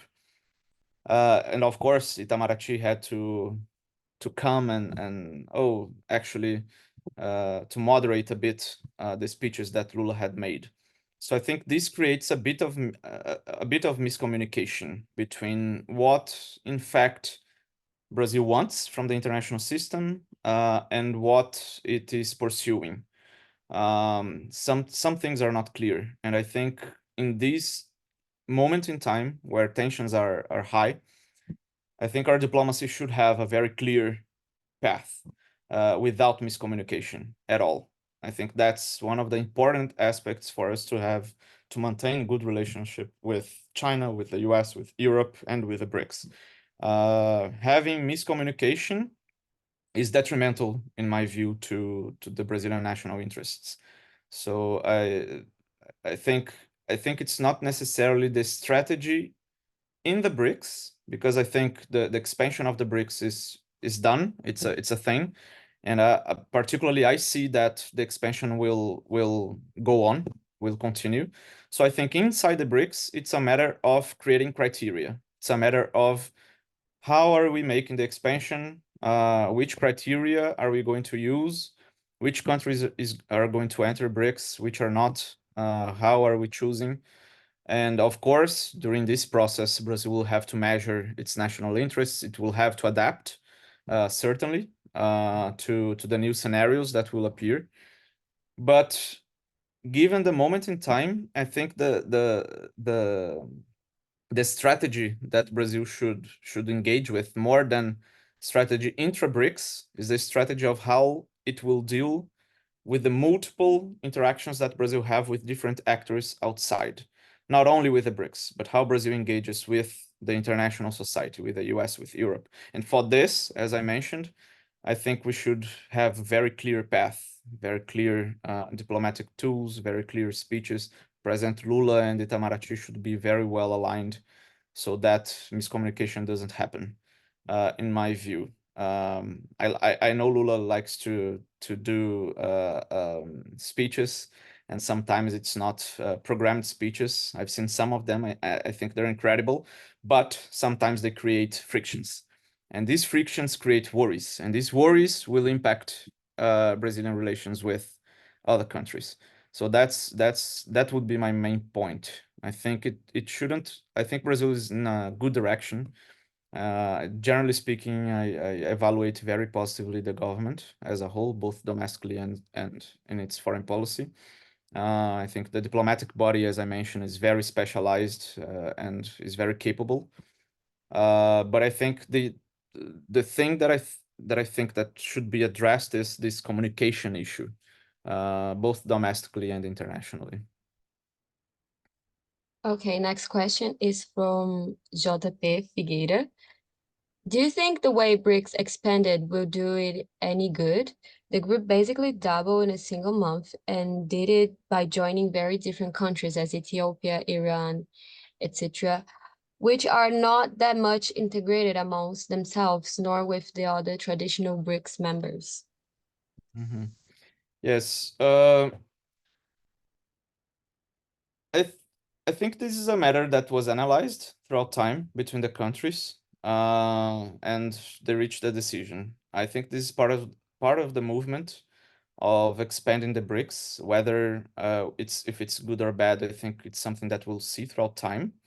There are many arguments that could go positively or negatively regarding the BRICS expansion. We have been seeing that there are many analysts that advocated for the expansion, many analysts that criticized the expansion. So it's debatable. It's debatable. But we can see some positive aspects from the expansion. Even though all these countries appear as very different, they represent their regions. So BRICS is becoming more, in terms of regions, it's becoming more regionally represented in terms of the world landscape. And also in terms of Global South, which, as we mentioned, it might be one of the roles that the BRICS can have in the near future, becoming representative of certain interests from countries from the Global South, advocating, for example, for some reforms of the global governance landscape. So I think if we look at this way, it's got some positive, it might have positive results. But of course, expanding, like I mentioned, you say it here, the group basically doubled in a single month. Yes. And this will bring challenges in terms of consensus building, for example. We will have to wait and see how the next summit, which will happen this year, will take place and what will appear in the declaration, for example, to see how this consensus building was made, if the BRICS countries were able to achieve this kind of consensus, how the new dynamics will take place. I think this year will be an interesting year to look at the declaration and try to understand a bit how much this expansion impacted in terms of BRICS coordination intra-group. But that's a clear challenge that the grouping will have, and it's one of the main criticisms that were posed when the BRICS Plus initiative was proposed. The preoccupation that by expanding too much, the BRICS would lose its focus and it could risk becoming what we see, for example, not of course reserve the differences and the proportions, but what we see, for example, in the role of the WTO, for example, that things cannot go on, cannot advance. So that's the main worry of BRICS expansion. And I think we'll need time to see what happens in this regard. But I mean, I think it's possible, because if the BRICS expansion happens with countries that have a congruence in certain areas, especially in terms of reform of global governance, for example. I think it's becoming one of the main topics for BRICS. I think it makes sense. I think it makes sense. So, hi guys. I'm going to read the last question, and it's from Pedro Castro, which is your, as we say in Portuguese, xará. Anyway, let's keep going. His question is, concerning the cultural ties of BRICS countries, it is evident that the BRICS alliance has seen significant progress in economic and political cooperation. However, amidst these advancements, there seems to be a noticeable gap in fostering cultural ties among member nations. With recent agreements, such as those between China's SIRPA and Brazil's EBC, there appears to be a growing recognition of the importance of cultural exchange. In light of this, do you believe that BRICS still lacks sufficient people-to-people engagement? If so, what measures could be undertaken to bolster cultural integration within the BRICS framework? Or do you perceive cultural exchange as the secondary objective for the group? And that's his question. I must say, I'm very happy that finally a question about cultural exchange has appeared. I love this topic, and I think it's super interesting. So thank you, Pedro, for your question. I agree with you. I think in every relationship, especially nowadays, when we see the securitization of many topics happening again, I think culture is becoming more and more secondary in a way. Of course, we still see a lot of progress in terms of some cultural exchanges, but in light of other urgencies, I would say it's becoming more and more secondary. We saw this in the agreements that were made last year between Brazil and China. We're not even talking about BRICS. Brazil and China, which have already a quite profound relationship, although, as I mentioned, still very focused on economic trade and investments issues. But from the BRICS, in terms of Brazilian interactions, the country with which we should see more cultural exchanges would be China. And last year, Brazil wanted to put forward some cultural agreements with China, and in the end, it was left out of the agreements that were announced. Brazil and China prioritized other areas, not cultural exchanges in the end. There were some provisions to have like 20, 25, 30 agreements. They closed with 15, which I can understand because we also have been seeing that Brazil and China have a lot of agreements, for example, but in practice, the things agreed are not properly developed. For example, semiconductors. There was an agreement about semiconductors now last year. Everybody was, oh yes, Brazil will promote semiconductors. It will develop a lot of semiconductors. It will be for Brazilian and China a partnership. Well, semiconductors are present in Brazil-China relationship since 2012 with a 10-year cooperation plan. Nothing was done. So, I mean, it's not only about making agreements, but it's also about putting them into practice. So, in this regard, having said that, I think we will see more engagement in terms of the cultural sphere. That's at least a wishful thinking from me, but I have been seeing some efforts. Not only we usually look at the national level, so state-to-state relationship, but there have been interesting initiatives from the ground. For example, I mentioned that one of the first agreements from the BRICS was sister cities agreements. And in the city level and in the regional level, we have been seeing interesting arrangements in terms of interactions for cultural exchanges. I see that Professor Ana Tiao, for example, is here. She's an important leader for interacting with, by the way, thank you for your presence, Laoshi. She is an important leader in terms of interactions between Brazil and China, also in the ground level. She promotes a lot of the Chinese culture. She also takes a lot of Brazilian students to China, Chinese students to Brazil. So these kind of ground level initiatives and people are also very important. We had, for example, I think it was in it was in Pernambuco, if I'm not mistaken. We had a recent visit from Sichuan delegation, and they made a lot of agreements, including the promotion of new scholarships for Brazilians to study in China from the Sichuan province. I'm talking about this because my research in the PhD is about subnational interactions between Brazil and China. So it's a topic that I like, including cultural exchanges. So we see that a lot of cooperation is being made also in the ground level. We have now a forum which is led by Pedro Leão, called Fórum de Desenvolvimento Brasil-China, or Forum of Development Brazil-China, which promotes this kind of subnational interactions between between between Brazilian and Chinese businessmen, between parliaments, between regional from Chinese provinces and Brazilian states or municipalities. So we have been seeing a lot of interactions happening also in the ground level, although we don't see so many cultural initiatives happening in the national level. One thing that I always try to advocate for, and it was the book chapter that I made. Evandro, Daniel, and I released a book last year about the Belt and Road Initiative at FGV Direito Rio. And my chapter was about Macau. So I'm a strong advocate for Macau to appear more in the Brazil-China relationship. No one talks about Macau. Macau is very much present, of course, in the Portuguese relationship with China because of historical ties. But many Brazilians do not know anything about Macau. They don't even know that Macau exists or that it had cultural ties with the Portuguese Republic. They don't know that Portuguese is an official language in Macau until today.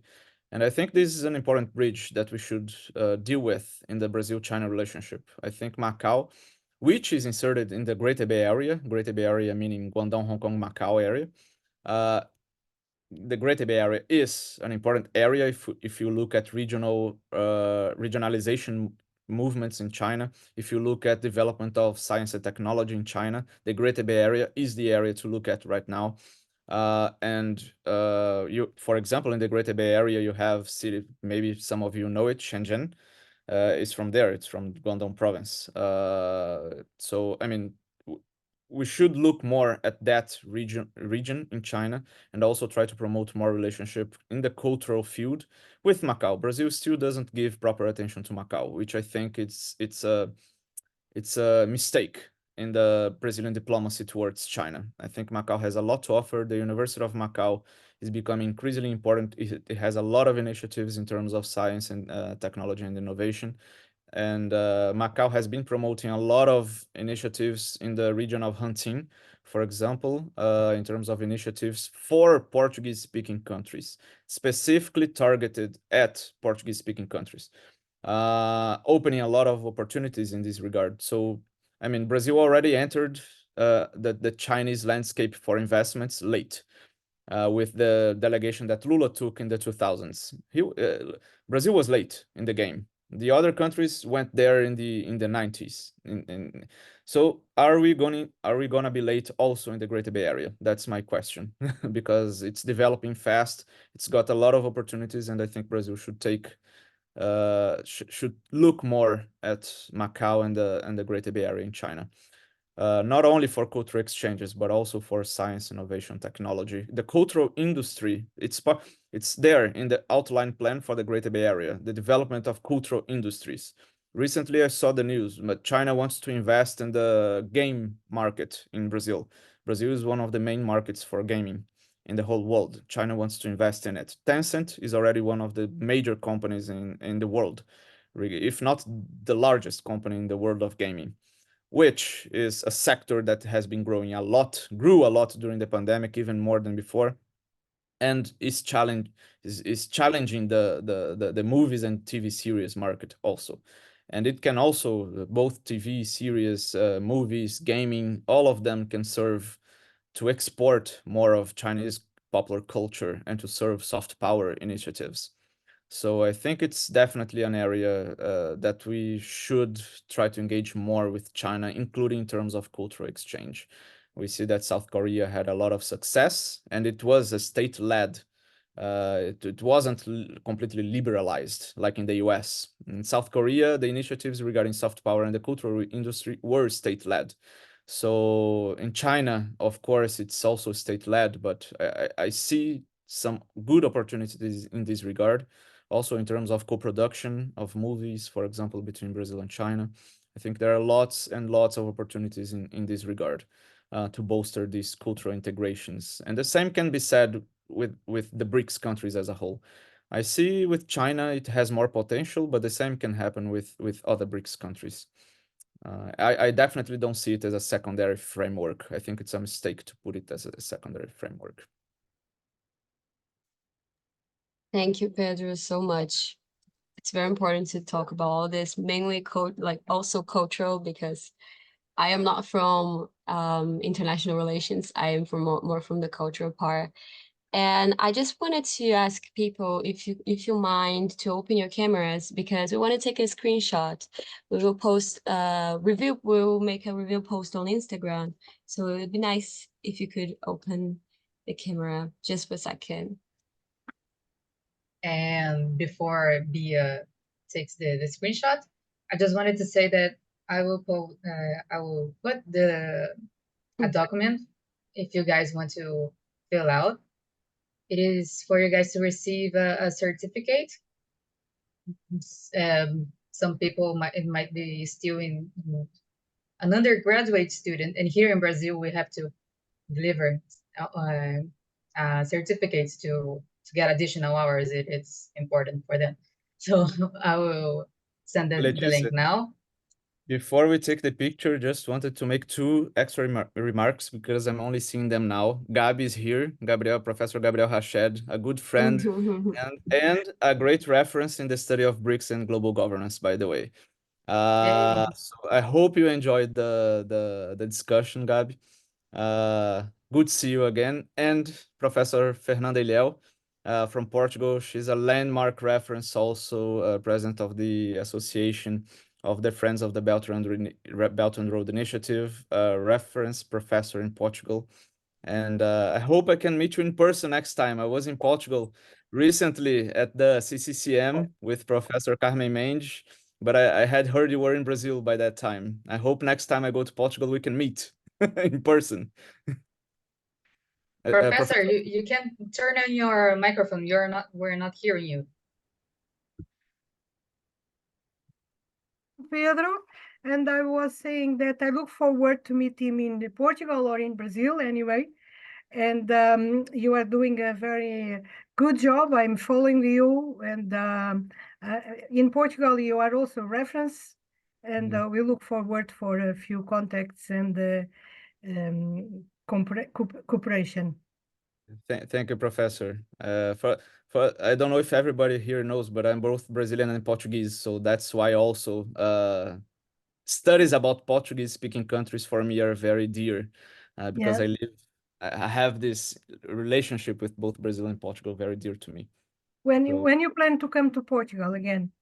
Late last year for Christmas and New Year, I'll be there. Okay. And also stay for some time in January. Okay. So I'll let you know. We can meet. Let us know. We can make a lunch network with you as a speaker, and you can introduce this topic of Brazil and China, which is quite important for us. Of course. It will be a pleasure, Professor. And thank you also, Professor Ciao, and everyone. Ciao. Okay, wait. Before leaving, let's smile because I'm going to take a screenshot right now, right? 1, 2, 3, and let's see.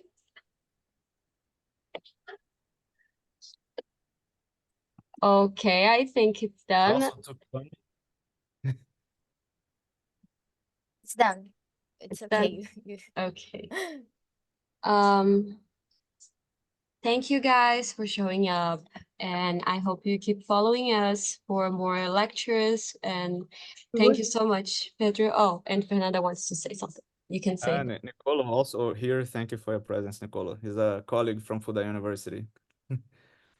Great lecture. Tchau. Adeus, professora. Muito obrigado. Adeus, Pedro. Até breve. Obrigada. Tchau. Gabi, sempre um prazer, professora Ana Tial. Muito feliz em ver vocês, todo mundo, Marco Túlio, muito bom ver vocês, todo mundo aqui. E ótimo conhecer as novas pessoas também. Beatriz, Letícia, mais uma vez, obrigado. Thank you, sorry, I Obrigada. went in Portuguese mode. Sorry. Thank you everyone for the presence. And I hope you enjoyed the conversation. If you have any feedback, if you have further questions, let me know. If you want to come to China, if you have any questions about scholarship, if you have any questions about life in China, I can anticipate it's great. Come. I love life here in China. You will love it too. The food, the people, and everything. Take the opportunity to come. And if you have any questions, feel free to reach me out. I will help however I can. Thank you very much. If anyone else wants to say something, that's the time. Otherwise, we're gonna be removing everybody and saying bye. It's Saturday, so we need to enjoy our weekend.